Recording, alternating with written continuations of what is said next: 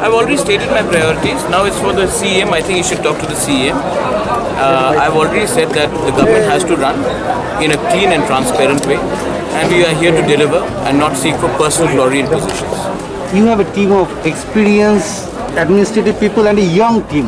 What do you expect from them? I expect them to perform because eventually what matters most is performance. The time for elections is over. Now the time has come for us to perform, and our work will speak for ourselves.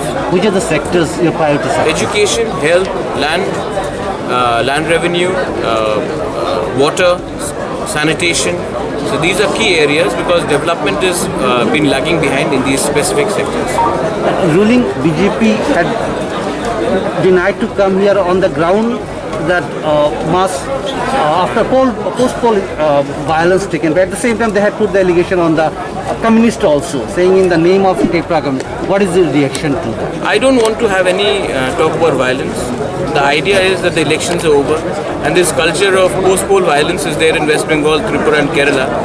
And this is a culture that we have inherited and I want this to end. So the first thing we want to do is as soon as we come to power, we want to actually ensure that we have a fund which comes out to all the victims who have been affected by this post-poll violence regardless of party, and we help them out. So that is one of the decisions we have taken and we are going to implement that.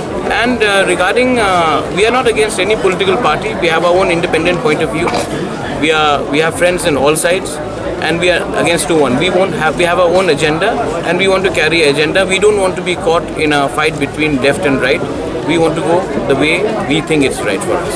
Thank you. So you had promised that once the council is formed, white paper will be released. By when can we expect the same? So the meeting will take place. Today is the EM has, I think we'll have to constitute a thing and we will come out with the white paper because the people need to know how much money is coming in and where the money is being spent on.